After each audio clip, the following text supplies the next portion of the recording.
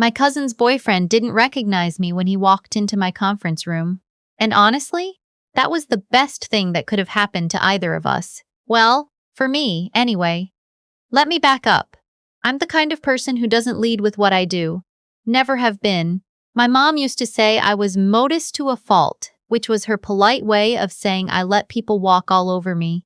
And for a long time, she wasn't wrong. I spent years being the quiet one at family gatherings, the one nobody asked about, because everyone just assumed there wasn't much to ask. My cousin, my mom's sister's daughter, 2 years older than me, had always been the star. Cheerleader in high school, sorority president in college, the kind of girl who made everything look effortless and made sure everyone noticed that it looked effortless. Her name is Viveka. I'll call her that because that's her name, and she's earned every syllable of it in this story. Growing up, Viveka and I weren't close, but we weren't enemies either. We were just different. She was loud, I was quiet, she was social. I had 3 friends and a stack of library books. She went to a state school on a cheerleading scholarship. I got a full ride to study computer science at Carnegie Mellon, and that right there should tell you something about how our family worked. Because somehow, the cheerleading scholarships was the thing people brought up at Christmas dinner, and my academic scholarship was the thing people nodded politely at before changing the subject. I didn't grow up wealthy. My parents both worked.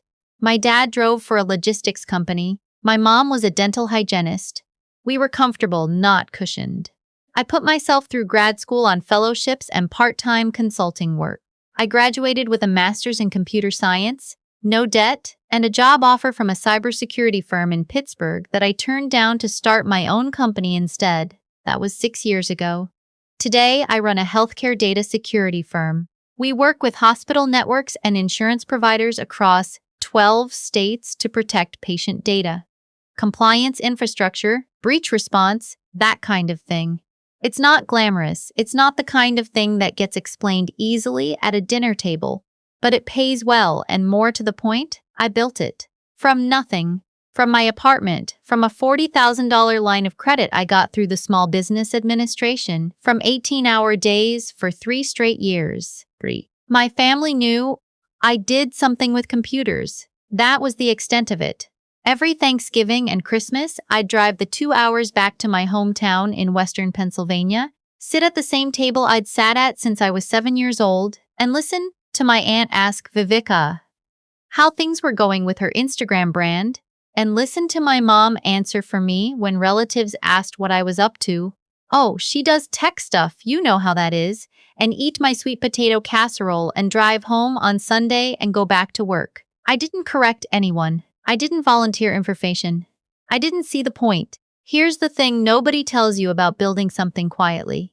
People fill in the silence with whatever story makes sense to them.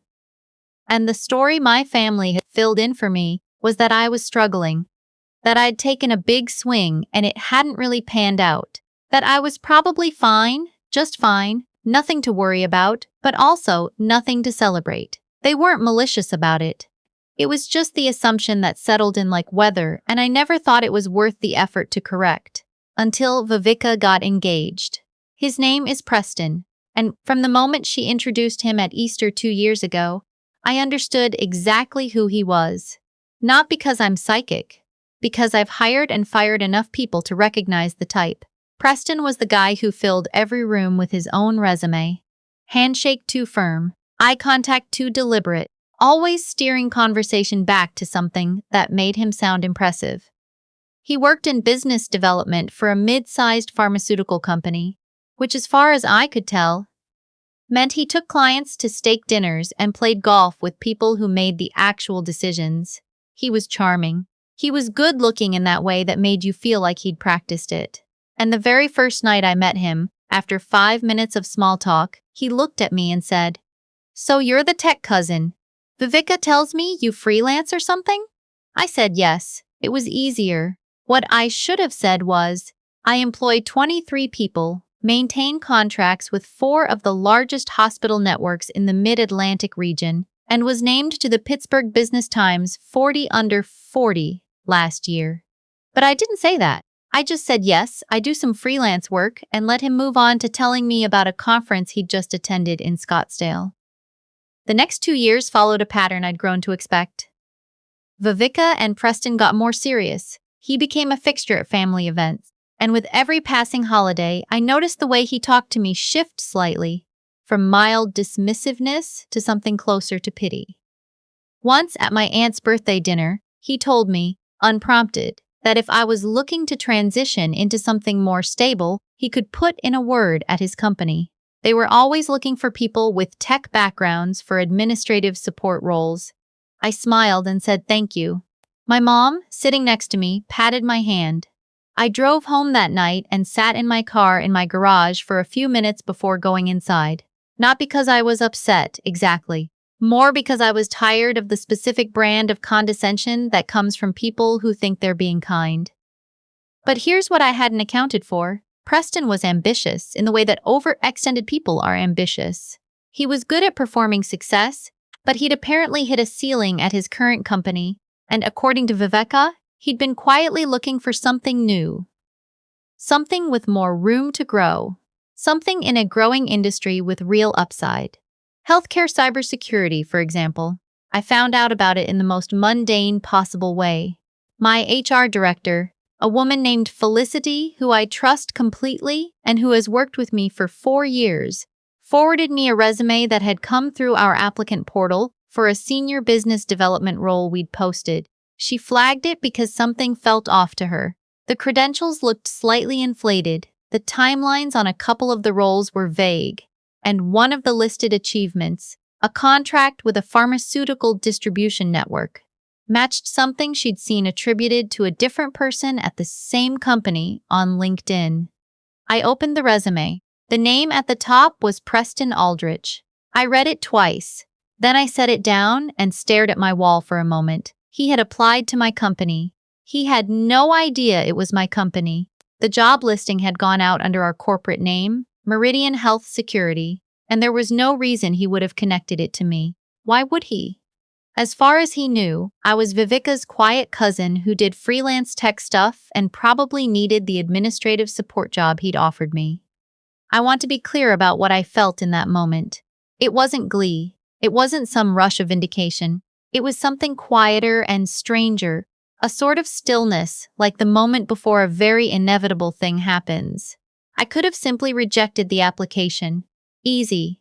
Done. Felicity was already leaning that way given the credential concerns. I could have sent a form rejection email and gone on with my week. I didn't do that. I called Felicity into my office and asked her to schedule the interview. Full panel, first round, the whole thing. I told her I'd be sitting in. She gave me a look. Is this a conflict of interest situation? She asked. It's a verification situation, I said. Schedule it for Thursday. I want to be honest. I went back and forth on this. There's a version of the story where the mature, professional thing to do is to quietly decline the application and move on. I know that. I thought about it. But here's the thing, the resume fraud wasn't minor. One of the positions he'd listed, a role as Regional Director of Partnerships, appeared to be almost entirely fabricated. I'd done enough hiring to know that if someone falsifies credentials at this level for a senior role in a regulated industry, healthcare no less, it's not a victimless thing.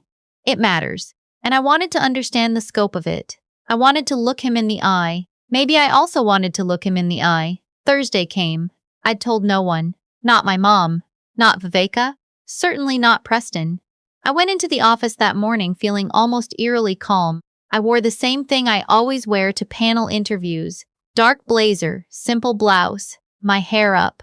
I got coffee from the kitchen. I read through my emails. At 10:45, Felicity messaged me that the candidate had arrived and was in the lobby. I walked down to the conference room and sat at the head of the table with our director of operations and our head of legal. Both of them knew there was a credential issue with this candidate. Neither knew my personal connection to him. I'd given them a brief. Run the standard interview, ask the standard questions, note any inconsistencies in the resume items we'd flagged. The door opened.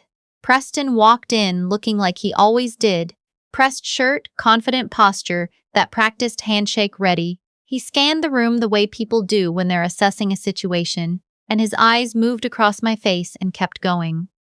He didn't recognize me. I watched it happen. That half second of evaluation, she's the one running the meeting. Okay, make eye contact with her, project confidence. And then he moved on, pulled out his chair, set down his trite portfolio, smiled at all three of us.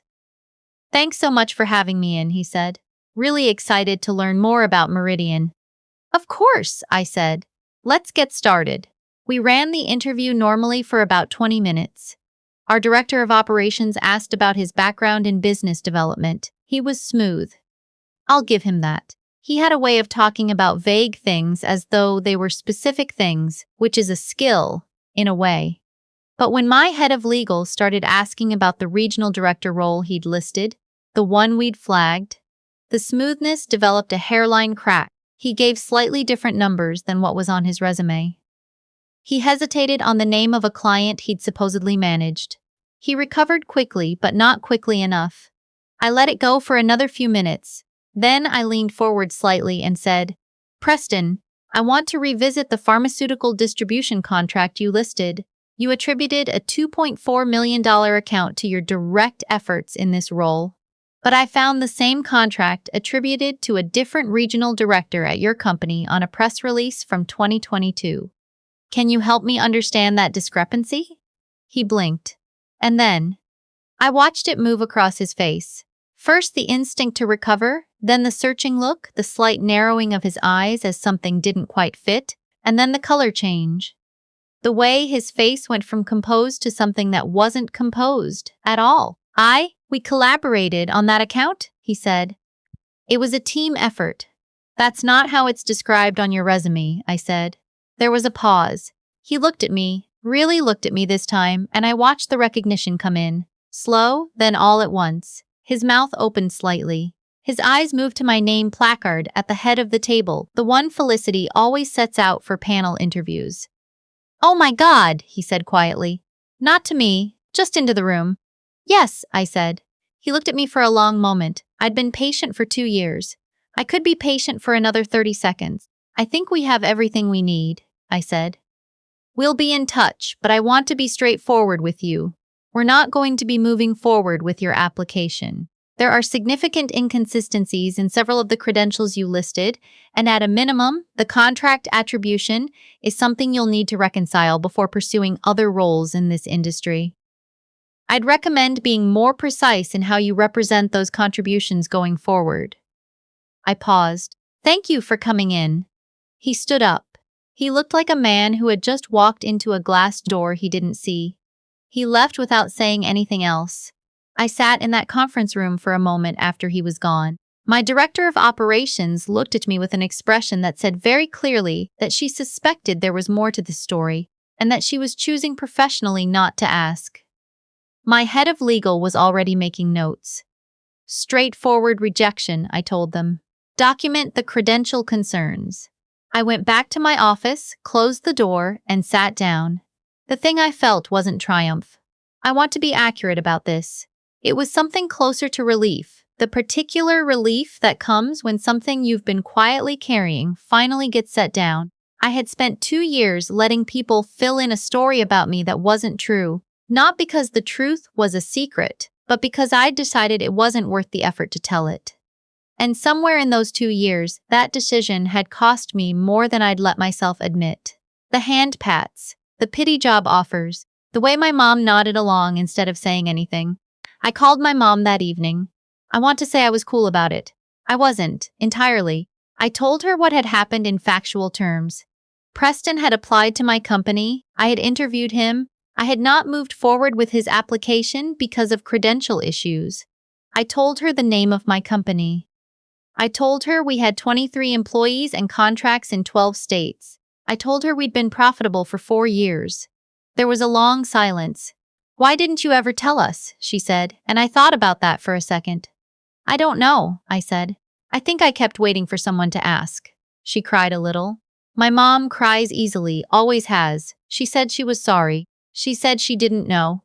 She said she wished she'd asked more questions. I said it was okay. I meant it.